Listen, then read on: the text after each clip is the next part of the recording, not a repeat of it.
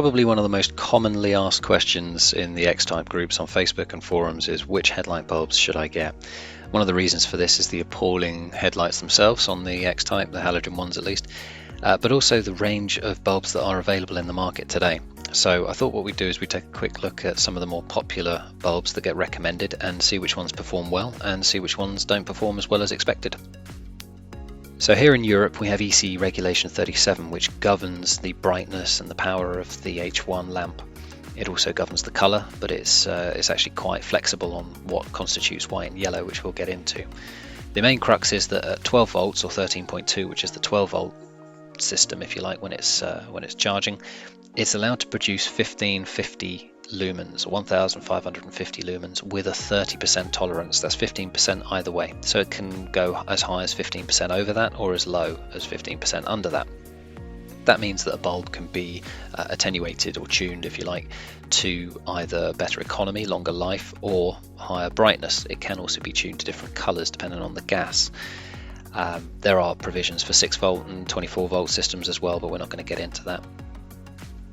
Today's test is going to be carried out using a 30 amp 12.9 volt power supply, which will replicate what the car is providing to the bulbs with a fair degree of accuracy. But obviously it's worth considering that the test is going to be exactly the same, the power supply will be exactly the same for each bulb, so the conditions are identical. So we've got Osram night breakers in 110 and 150, we've got the Philips Extreme Vision 150, we've got a Michibar, we've got a couple of Halfords bulbs, we've got some no-name brand, we've got the Osram Cool Blue, and we've also got the Signature LED, just to check how that works, and the H1 LEDs that I will offer in as an upgrade to the dip beam to match the colours. We're going to pop them in 2 different projectors. The one on the right is freshly refurbished and the one on the left is out of an 80,000 mile set of headlights that have been abused a bit. So the aluminium coating on this is extremely bright. The lens is very clear. It's all been freshly back from the refurbishers and never been fitted in a vehicle, so it's a great test as a benchmark. This replicates what you will have on your car in a lot of cases. The lens is a little bit dirty, I've not cleaned it. Inside you can see it's dull, the reflector surface is dull. So this represents a vehicle that has been on the road for quite some time, quite a few years, has had moisture ingress and deterioration. So these Osram bulbs, we've got 3 different types to choose from. I'm actually quite interested in checking these and seeing what the difference is. This is the Cool Blue. I've used that in the past, and through MOTs I have had testers comment that HID kits are illegal, and I've had to point out that they're actually bulbs, but they do trick the eye, and they do look quite a bit like a xenon bulb does. So it'll be interesting to see how that translates into brightness. The other 2 offerings from Osram are the Nightbreaker 110 and the Nightbreaker 150. The 200 isn't available in an H1 fitment, so we're just going to trial these out. Now they each make claims about how far the beam's going to stretch and how much extra light you get, but it'll be interesting to see how that actually translates into real world numbers. The test is going to be conducted at 6 meters, so it's just over a vehicle length. I imagine that the one that's marketed slightly brighter, the 150, will be slightly better. Interesting thing there is that one's motorcycle marked. Now in my experience that generally refers to bulbs that have a higher vibration tolerance, so generally those won't be as bright, but maybe different here. The thing I like about Osram is that their bulbs are all trace and trackable. You can plumb in the numbers and the QR code on the side and verify that they are a genuine Osram product, and that's always helpful with the number of fakes out in the market.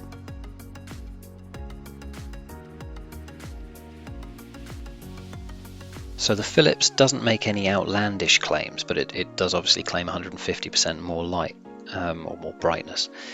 It'll be interesting to see how that compares, because obviously the Osram and the Philips have exactly the same claim. My assumption is that they're comparing against their standard lamp, so Philips' own in this case is the benchmark for the 150% increase, and the same would be true for Osram. What's interesting there on the back is that Philips are using the ECE cutoff to demonstrate the lamp and how much extra brightness it will project down the road in terms of beam length, which is an interesting sideline. These Halfords bulbs get recommended quite a bit, which is interesting. I managed to pick up these 2. One of them is Super Brilliance bulb, 50% more, and the other one is 150% brighter. Again, compared to what, we don't know, but it'll be very interesting to get them both in test and find out exactly what it is that makes them so recommended. I think that the benefit of being able to get them fitted by Halfords employees, as risk associated as that might be, is a reason why they get recommended a lot. And let's not forget that if you have a bulb failed and you replace it, it's always going to seem brighter. A newer bulb is very often brighter than an old knackered bulb. But my own personal interest is really just seeing how they compare against the Philips and Osram 150s. This Mochiba H1 is a bit of a left field one. It's not one that I would normally have included, but I've seen it recommended a couple of times, and it says 80% increased light output. So again, interesting to see how that compares overall. I'd say the packaging is actually really nice on it. It doesn't look like a cheap entry level bulb, so it'll be interesting to see how it compares. It seems to indicate similar kind of numbers to the Nightbreaker 110. Not too different really in the grand scheme of things. So yeah, see how that performs in the long run. And just doing my civic service here. These are cheap eBay lamps, H1 lamps. They are referred to as rainbow in colour. It's like an iridescent sort of finish on the glass. I know how these work most of the time. I see them in a lot of the lights that come in to me for rebuild. They generally do not perform very well at all. It's not even E-marked, so you know it's going to be poor really in the long term. I'm not a great fan of these at all. Usually there's no UV protection in there as well, so you're just going to accelerate any degradation of the lens material itself if it's plastic. So all of these bulbs we're going to put in the good reflector to get a benchmark first lighting test on them. This is the best condition you could possibly expect, and we're going to compare them against an LED drop-in bulb. This is not road legal at all. There's no allowance for it, at least not in your dip beam. We'll see how it performs against those. Generally speaking, I only include those as a bit of a colour match against the signature LED upgrade or the halos. And it's worth noting that I am quite fussy about my quality, so I won't stock anything that is poor on its life expectancy. And to give a benchmark on what a true upgrade can do, the LED signature upgrade will be tested as well. Same circumstances, same conditions, same voltage. When it comes to MOT compliance, then there's always going to be a question on any LED upgrade. So let's not delay it anymore and start getting some lamps in to test. First one's going to be the Mochiba lamp. I'm interested to see really what it looks like, the sort of beam pattern that it produces mainly, but the brightness as well is going to be of specific interest here. I think the build quality actually looks alright on this. Like I say, the packaging was nice as well, so I've got some reasonable expectations for it. The E-marking is present on the base of the bulb as well, which is nice, along with the ratings. That's a prerequisite. Yeah, we'll throw it in the good projector here and see what it produces. So in the refurbished projector, we're seeing a lot in the sort of 430, 440, 450 lux area. This is at 6 meters, and the peak that we're seeing is just over 490, 493 is the peak on the meter. And in the dull projector, we see an absolute maximum of 405 lux. Now the Osram Cool Blue doesn't make any claims about extra light on the road, so it's more about the colour. The Xenon look is meant to give you slightly better definition of stuff on the road in front of you, because it's meant to be a little bit whiter, so that's going to come down entirely to the filament and the gas inside it. It just looks like a normal bulb. You wouldn't have any idea exactly what it is other than reading the base, but it doesn't look like anything too spectacular, so I'm kind of interested in seeing how it performs, so let's give it a whirl. And we get an absolute maximum of 497 lux out of this one, but it feels brighter. Because of the whiteness of the colour, the definition is definitely much clearer. It feels more like daylight. It's a bit of a trick of the eye, mainly because of the whiteness of the light that's coming out of it, but it's definitely more comfortable. It feels brighter than the Mochiba, and that's despite it producing almost the same amount of lux. And And when running it through the dulled projector, the absolute maximum lux that I got was 393. It's also worth noting that the whiteness felt a little bit off on the dulled one, so I didn't get as much benefit there. Moving on to the second offering from Osram is the Nightbreaker Laser 110. So 110% more brightness. It'd be interesting to see how this one performs. Again, a blue tint to the tip of the bulb, but nothing too extreme, a little bit at the base there. So let's see how it gets on. So straight out the gate, this bulb does not disappoint. We're already over 600 and we hardly really got going within the spread of the beam. The actual maximum that I catch on this one is 702 lux, which is obviously miles ahead of what we've tested so far. And it's just quite important to note how much of the area is actually above 650 lux. It's quite an extreme, there's not a lot of deviation. But the interesting performance here is actually how it works within a dulled projector. So we've seen quite a huge drop actually as a percentage, which we'll take a look at in a little bit more detail later on. But the maximum that I got was 540 lux, which is quite a drop over the 702 that we had before. But to its credit, it still outperforms the cool blue even in a refurbished projector, so that's not too bad. Moving on to the Nightbreaker Laser 150, so not too much different visually really to the 110, other than the markings on the base, but looks more or less the same. So it'd be interesting to throw that one in a projector and see how it's going. So into the refurbished projector first it goes, and we'll see how it does as well in the dulled one.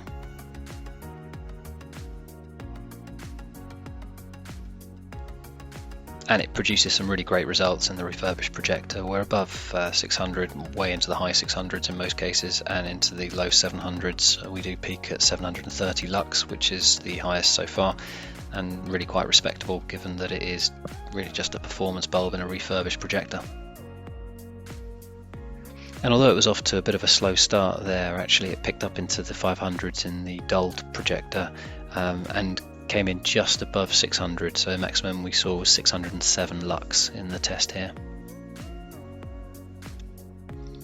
Now I'm excited to test these because a lot of people recommend them and I've never used them before. I've actually got a pair of H7 of these that are due to go in another vehicle that we have, but I haven't yet fitted them. So this is my first experience of the Philips Extreme Vision 150. But Philips is a great manufacturer of headlight bulbs. I've got no issues with using their product at all, so looking forward to putting this through its paces and seeing how it performs. So into the refurbished projector first it goes.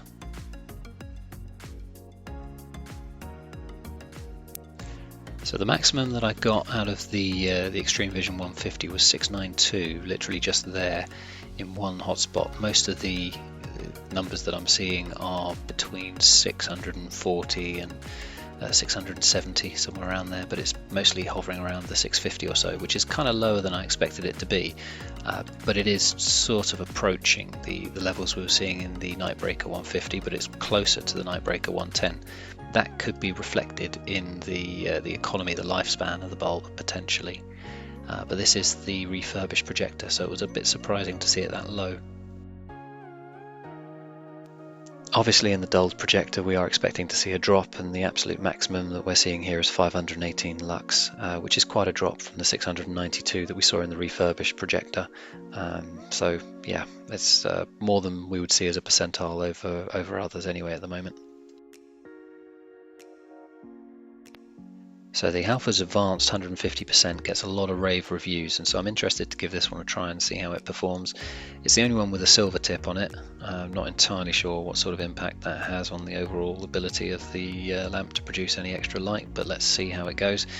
Be interesting to see whether there is as much of a blue tint on the cutoff that I've seen in the others that use this bluing on the glass. But yeah, if you're wondering, whenever you see a bulb that has A light written on the base of it, that's what it is, advanced lighting or Halfords Advanced range. So I'd seen loads of those, and now I know. So in the refurbished projector it gives off quite an impressive 635 lux as an absolute maximum. It trails quite a way behind the other bulbs that market themselves as 150% bulbs, but it's still perfectly reasonable in terms of an upgraded bulb. One thing that I will say is that it seems to burn really hot. So one of the things that I felt in the projector was that it did get a lot warmer to the touch than with other lamps that have been in use before, even the high performance ones. And in the dulled projector it performs with a lower lux level as predicted, but only down to about 513 lux, which is interestingly roughly in the same sort of ballpark as the Philips Extreme Vision 150 in the dulled one.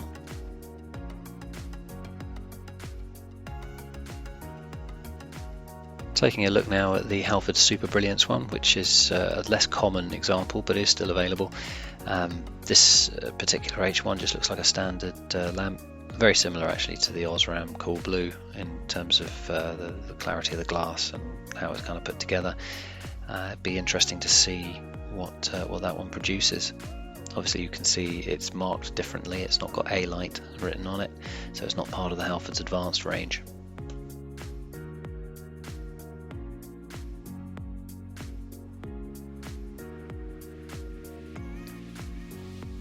Quite a reasonable score there of 597 that we're seeing. We're seeing quite a bit in the high 500s, which is fairly reasonable, actually more than what I was expecting to see out of this.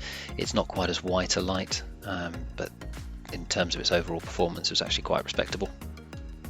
Naturally, this is in the refurbished projector, not the dulled one, so we'll see how it performs when it's given the challenge of a dulled projector now. And predictably the numbers drop. I mean, we're still seeing relatively high numbers. We go as far as 450, 455, so as an absolute max 455 lux, which is still fairly reasonable. But yeah, it's more mid-range at this level in the dulled projector. Far more times than is reasonable I get asked, are these bulbs any good? And the answer is almost certainly no. There's no rating on them, there's no CE marking, there's clearly no testing. They've got this iridescent sheen on the glass. I don't have any confidence in it whatsoever, but for your benefit, let's give it a whirl. Imagine my surprise when the absolute maximum on the lux front that we see in a refurbished projector with this bulb is 185 lux. I mean, it's absolutely appalling. If you put these in your car, you might as well be using hand torches or tea lights, because it's extremely bad. I've even seen cheap LED bulbs produce more light than this. Please don't do it. And in for a penny, in for a pound, the bulb produces an absolute maximum of 159 lux in the dulled projector.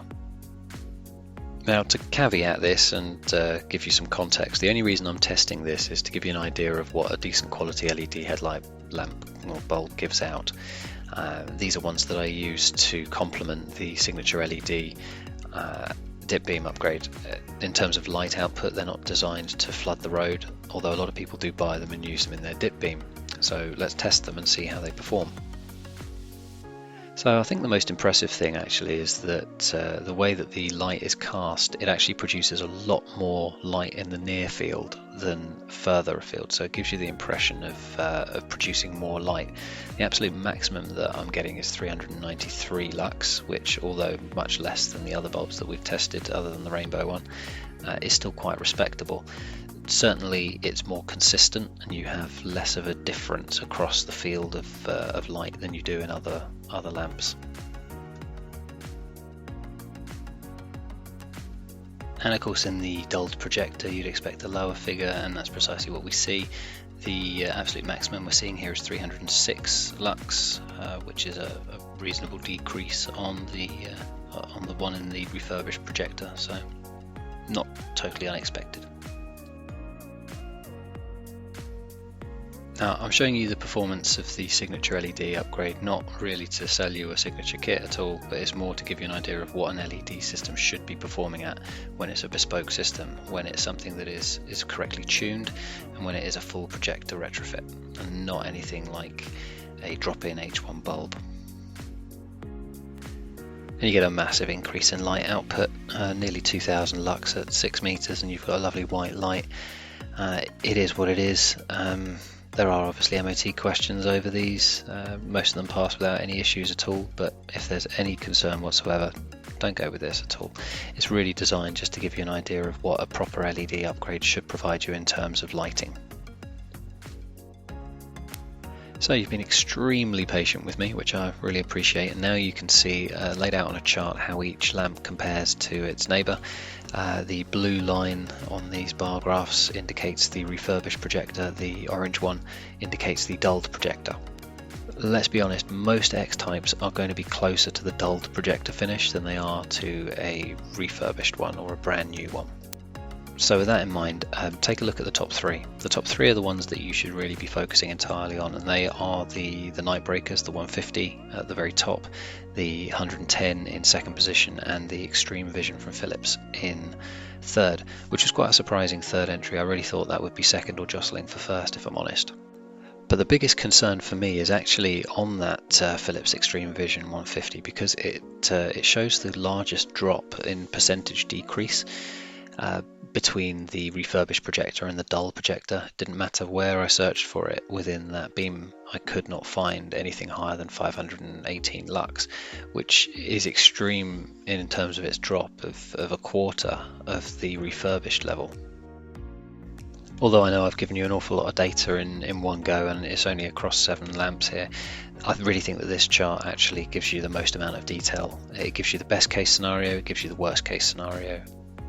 And you can take this information with a pinch of salt. There will be some of you who prefer certain lamp types, that's absolutely fine, certain lamp brands. So go ahead and use what you like. Get in touch with me as well if you think I should be testing another brand or a different model of lamp. We can put them in exactly the same projectors as has been done here, exactly the same power supply, replicate it over the same distance with the same lux meter, roughly the same temperature. We can get all of that together and see how they perform. I'm absolutely 100% for working out which bulbs and lamps work best within the X-type halogen system, because quite honestly it's atrocious, and for all of those who are driving at night with standard halogen headlights, you have my absolute respect, because that is a mission in and of itself. So I appreciate that you've watched rather a long video from me. Hopefully it's been of some use to you. Like I say, please engage in comments, discussions in the section below. Quite happy to hear other brands of light mentioned. Please make them European, because it's very difficult for me to pick up US spec bulbs. They don't get sold very easily over this side of the pond. But yeah, happy to work with you guys and test whatever is out there.